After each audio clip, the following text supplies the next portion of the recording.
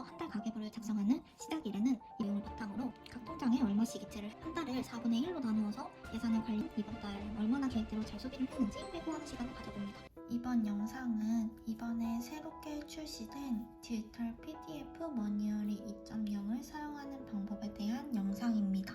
먼저 머니어리는 이런 분들께 추천을 하는데요. 도대체 내 월급이 어디로 사라지고 있는지, 월급은 통장을 스쳐 지나갈 뿐 카드값 결제 후 남은 금액은 0원인 분들, 그리고 가계부를 어디서부터 어떻게 써야 될지 막막하고 한 달에 얼마나 소비하는지 정확한 금액을 모르는 분들께 월급을 체계적으로 관리할 수 있는 이 가계부를 추천드립니다. 머니어리는요, 머니 플러스 다이어리의 약자로 매일 나의 돈의 흐름을 기록하는 가계부입니다. 매일 일기 쓰듯 지출 내역만 적는 가계부가 아니라 3스텝으로 가계부를 작성해요. 첫 번째, 이번 달 계획하기 단계에서는 가계부를 처음 작성하는 분이라도 따라 적다 보면 어느새 돈의 흐름이 눈에 보이도록 수입 흐름도와 함께 구성이 되어 있고요. 두 번째 단계인 매일 기록하기에서는 지출 내역만 기록을 하는 게 아니라 짠테크로 발생한 수입이나 아니면 새로 가입한 적금이나 주식 투자에 대한 기록도 할 수 있도록 만들었습니다.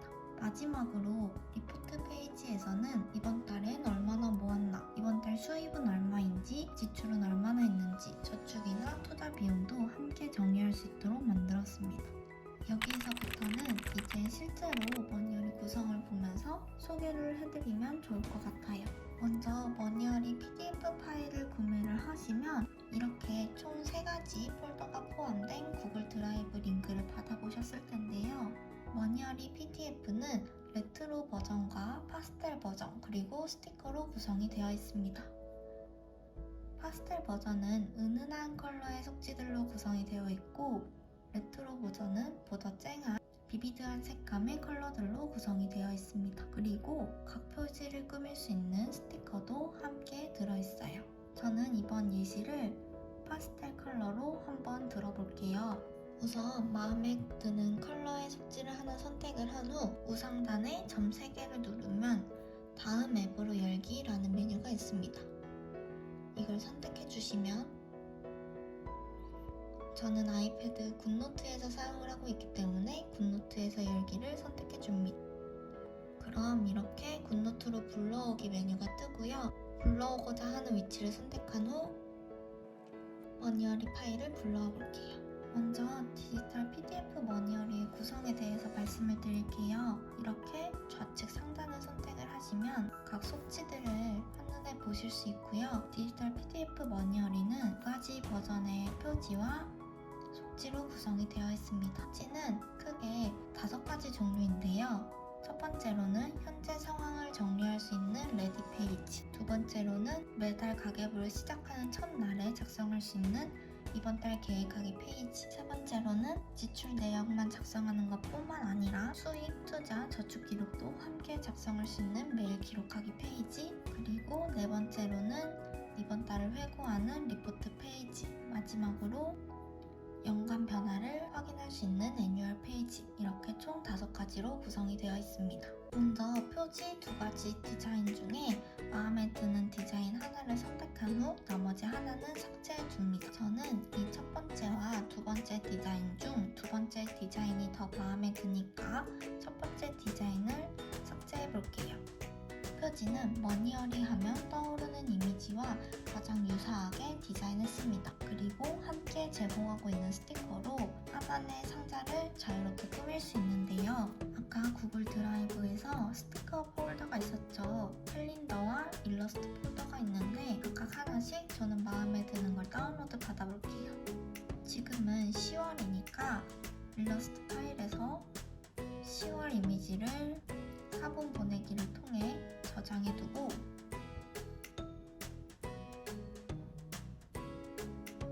캘린더도 10월 캘린더를 화분 보내기를 통해 저장해둡니다. 그 다음 굿노트에서 상단에 이미지, 그림, 아까 저장했던 달력 스티커와 일러스트 스티커를 넣어서 꾸며줄게요. 이렇게 간단하게 여러분이 원하시는 스타일로 표지를 꾸미실 수 있습니다. 이제 이제 각 속지에 대해서 조금 더 설명을 드려볼게요. 화면상에서 잘 안 보이는 것 같아서 빨간색 속지로 새로 가져왔습니다. 먼저 레디 페이지부터 설명을 드릴게요. 레디 페이지는 본격적으로 가계부를 작성하기에 앞서서 현재 내 은행 계좌에 돈이 얼마나 있는지, 증권 계좌에는 얼마나 있는지 빠짐없이 작성해보는 페이지입니다. 우리가 가계부를 작성할 때 제일 어려운 부분 중 하나, 그리고 의욕이 나지 않는 부분 중에 하나가 내 현재 상황은 제대로 고려하지 않은 채 무리하게 저축액을 목표로 잡았을 경우인데요. 예를 들어서 내가 지금 통장의 잔고가 0원인데 1년 안에 1억을 모으고 싶은 사람이 있다고 가정을 해봅니다. 근데 이 사람의 수입이 만약에 200만 원인 경우에 한 달에 800에서 900만 원 정도를 모아야 되는데 한 달 수입인 200만 원에 비해서 너무 터무니없는 금액이죠.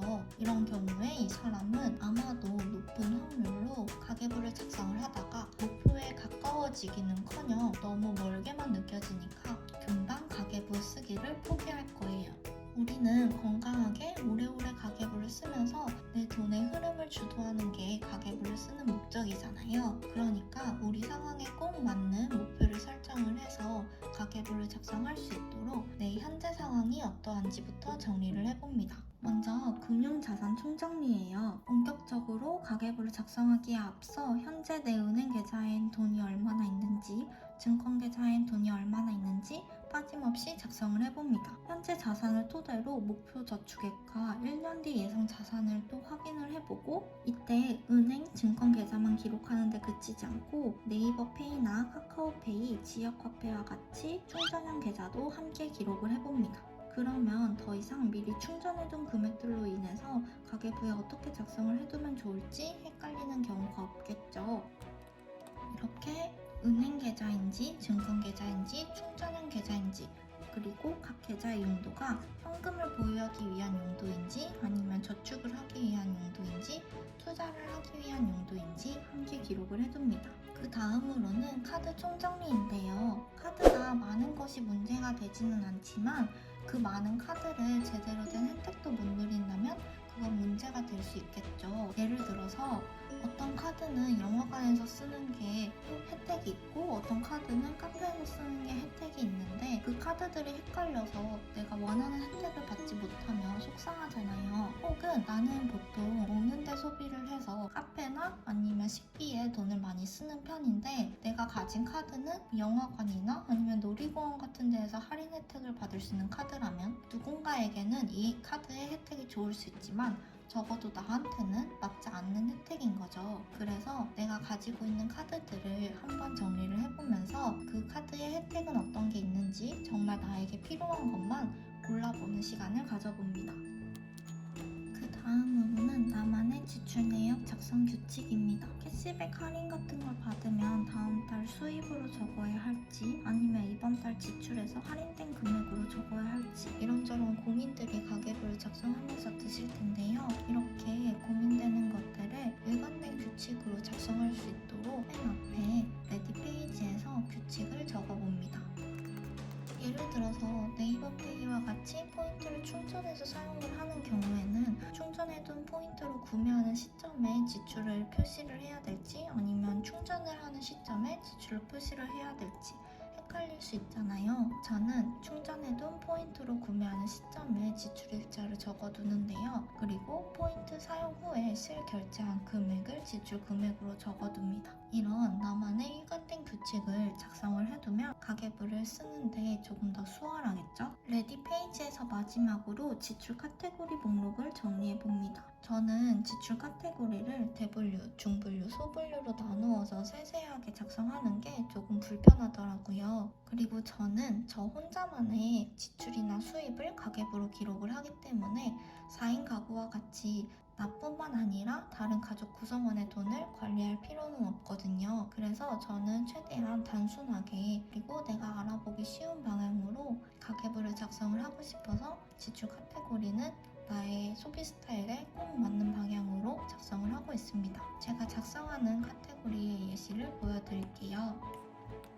아침, 점심, 저녁 끼니를 챙기는 데 드는 비용은 식비로 관리를 하고 커피를 마시거나 편의점에서 사 먹는 간식 같은 건 카페 및 간식 항목으로 분류를 하고 있습니다. 그리고 집안일에 필요한 청소용품이나 식기류 같은 것들을 구매를 하는 건 생활용품비, 친구들 생일 선물이나 결혼식 축의금과 같은 비용은 경조사비. 예를 들어서 내기에서 져서 아이스크림을 사야 된다거나 아니면 빠르게 출근을 하면 됐었는데 늦장 부리다가 택시를 탔다거나 이런 실수로 인한 불필요한 지출들은 멍청 비용이 나는 항목으로 관리를 하고 있습니다. 대중교통비나 주유비 같은 이동에 필요한 돈은 교통비로 관리를 하고 있고 미용실에서 쓰는 돈이나 화장품비, 의료비 같은 것들은 미용 항목, 병원비나 약국비는 건강, 강의 수강료나 도서 구매비 같은 것들은 교육 항목으로 구분하여 지출 카테고리를 정리를 하고 있어요. 우리가 가계부를 작성하고 카테고리를 나누는 본질은 어디에 얼마나 썼는지 알기 위함이잖아요. 우리의 소비 스타일에 딱 맞는 카테고리로 분류를 해봅니다.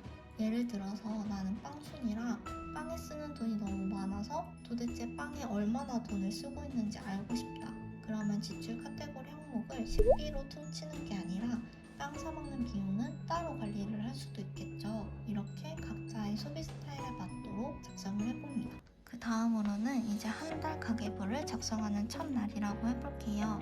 이번 달에 수입은 어느 정도 들어올 예정인지 그 수입에 맞추어 지출이나 저축, 투자 계획도 함께 세워봅니다. 이때 우리는 매달 고정적으로 지출하는 돈이 있을 수 있고 정기적으로 납입하고 있는 예적금이나 주기적으로 매수하고 있는 주식 종목이 있을 수 있죠. 이 부분 먼저 정리를 해보면 이번 달 수입을 어떻게 관리하면 좋을지 정리하기 조금 더 편하실 거예요. 먼저 고정지출 모아보기부터 작성해봅니다. 고정지출 각 항목별로 얼마 정도 빠져나갈 예정인지 그리고 결제일과 결제 계좌도 함께 적어봅니다. 마찬가지로 가입해둔 적금이나 적립식으로 꾸준히 매수하는 종목들도 함께 적어봅니다. 이제 수입 흐름도를 작성할 차례인데요.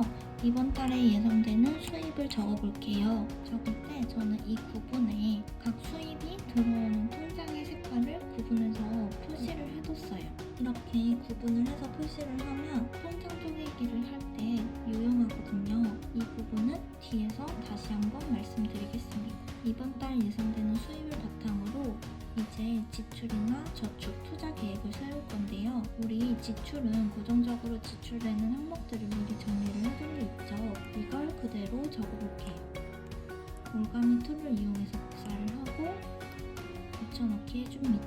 근데 우리가 이렇게 고정적으로 사용하는 돈뿐만 아니라 먹고 노는 데 쓰는 생활비 돈도 있죠. 이것도 함께 적어볼게요. 이때 지출 구분에 아까 수입에서처럼 각 지출과 연결된 계좌들도 함께 구분해서 적어볼게요. 그리고 이 맨 윗칸에는 지출의 합계액을 적어봅니다. 똑같이 저축하고 투자도 앞서 했던 것처럼 미리 적어놨던 내용을 복사해서 붙여넣기 한 후 추가적으로 납입일과 거래일 그리고 연결된 계좌만 추가로 표시해 볼게요. 마찬가지로 총 합계액도 맨 위에 적어둘게요. 이렇게까지 하면 전체 수입 흐름도까지 작성을 한 건데요. 보시면 이번 달에 수입이 어디에서 얼만큼 들어올 예정이고 이 수입을 이만큼은 지출, 이만큼은 저축, 이만큼은 투자를 해야지 하는 이런 돈의 흐름이 한눈에 보이는 걸 확인하실 수 있습니다.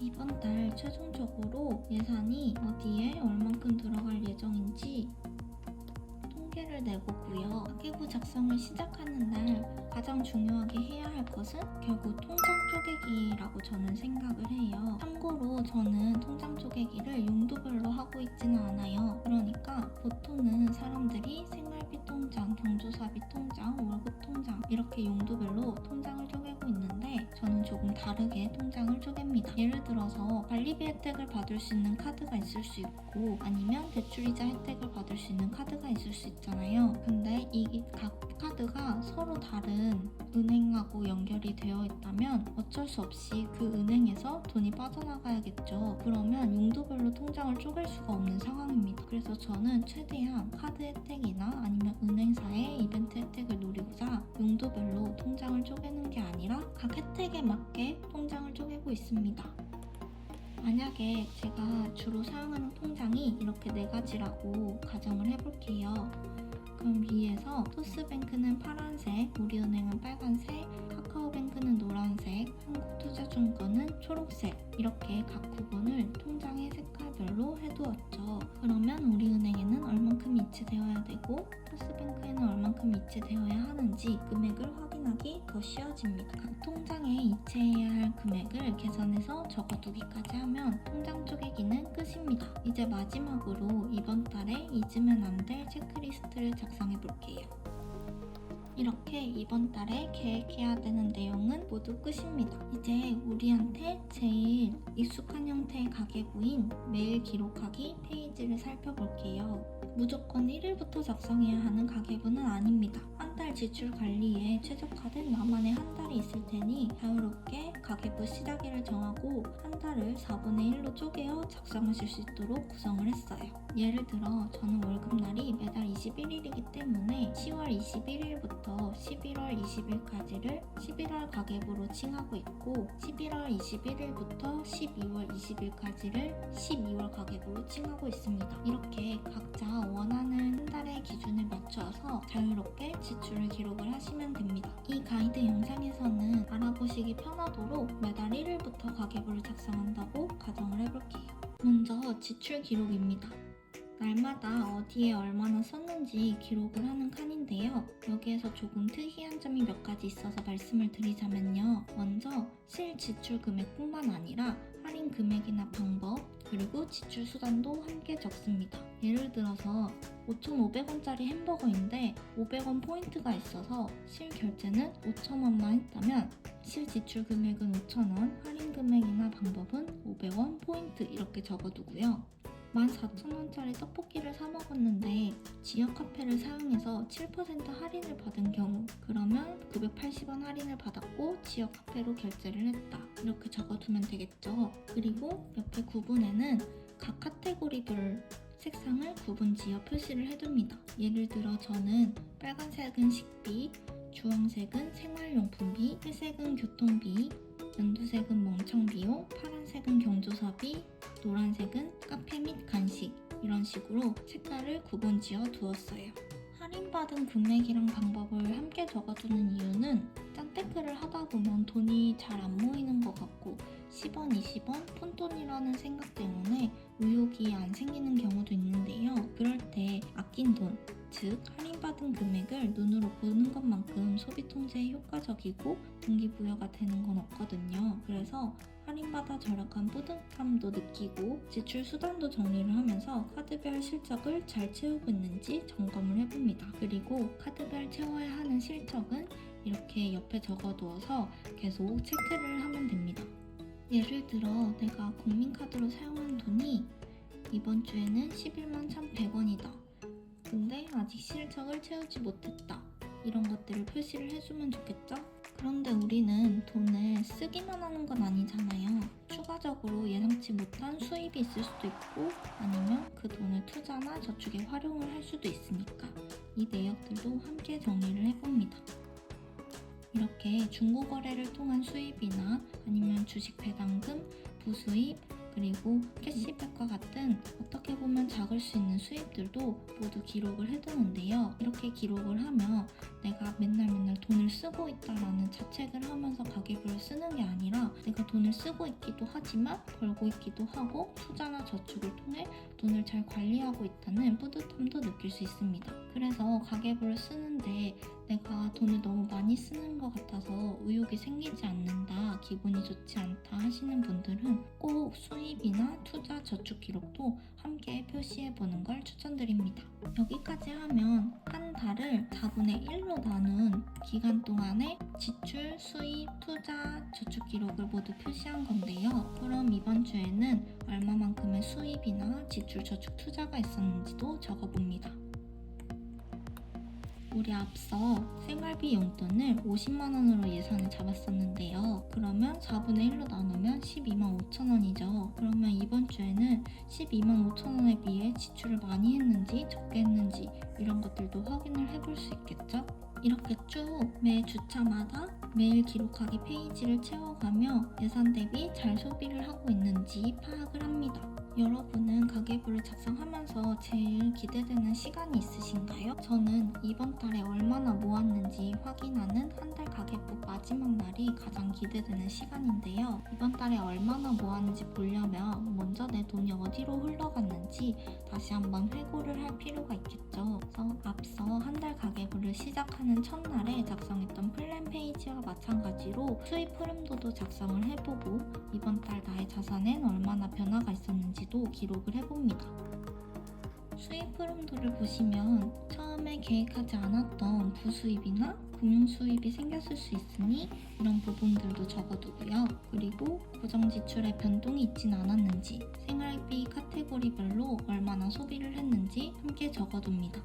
이번 달엔 대부분의 소비를 먹는데 사용을 했네. 근데 계절에 변화가 있는 시기여가지고 미용에 돈을 평소보다 조금 더 많이 썼구나.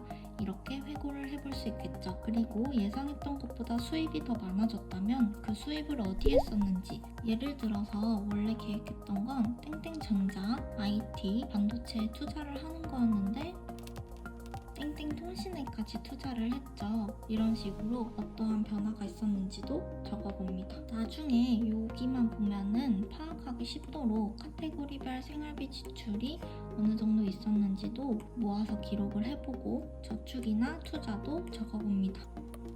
이렇게 되면 이번 달에 그래서 결국 총 수입은 얼마였고 지출, 저축, 투자는 얼마였는지도 확인을 해볼 수 있겠죠. 마지막으로 이번 달 가계부에 대한 간단한 코멘트도 남겨봅니다. 여기까지 작성하면 한 달 가계부는 끝인데요. 다시 한번 리마인드를 해보자면 먼저 한 달 가계부를 작성하는 시작일에는 이번 달 나의 수입을 어떻게 활용을 할지 계획을 해봅니다. 꾸준히 납입하고 있는 저축이나 투자가 있는지, 꾸준히 지출하고 있는 고정 지출은 없는지 먼저 정리를 해본 후에 그 내용을 바탕으로 나의 수입이 어느 정도 될지 예상을 해보고 지출이나 저축, 투자 항목을 구분해서 어디에 얼마나 활용할지 계획을 해봅니다. 그리고 이렇게 계획한 내용을 바탕으로 각 통장에 얼마씩 이체를 해두어야 될지 통장 쪼개기를 기록해봅니다. 한 달을 4분의 1로 나누어서 예산을 관리하고 지출이나 수입, 투자, 저축을 기록해봅니다. 예를 들어 한 달 생활비 예산이 50만 원이라면 한 달을 4분의 1로 나눈 첫 번째 주차에는 생활비를 12만 5천 원 정도 사용을 해야겠죠. 내가 계획한 대로 잘 소비를 하고 있는지 중간중간 체크를 해가며 그 주가 끝나는 날에는 이번 주 통계도 함께 기록을 해봅니다. 이렇게 총 한 달을 4분의 1로 나누어서 4번 작성을 한 후 한 달 가계부 작성 마지막 날짜에는 이번 달은 얼마나 계획대로 잘 소비를 했는지 회고하는 시간을 가져봅니다. 예상대로 수입이나 지출, 투자, 저축액이 흘러갔는지 예상 외로 흘러간 부분은 없는지 체크도 해보고 각 카테고리별로 얼마나 썼는지 왜 이번 달에는 유난히 많았고 적었는지도 한 번씩 리뷰해보는 시간을 가져봅니다. 이 과정이 끝나면 애뉴얼 페이지로 가서 연간 변화도 확인을 해볼게요. 매달 내 통장 잔고는 얼마나 배불러지고 있나 그 변화를 확인해보는 시간입니다. 이번 달 수입이나 지출, 저축, 투자액은 어느 정도 되는지 그래서 결국 모은 돈은 어느 정도 되는지를 한번 기록을 해봅니다. 지금 샘플로 작성했던 1월의 경우에는 수입이 총 270만원가량, 지출은 150만원가량, 저축은 40만원, 투자는 80만원가량이 있었는데요. 이 내용을 복사해서 매뉴얼 페이지에 그대로 적어봅니다. 그리고 내 통장 잔고의 변화에 따라서 이번 달 모은 돈도 적어볼게요. 이런 식으로 1년을 트래킹한 샘플을 보여드릴게요.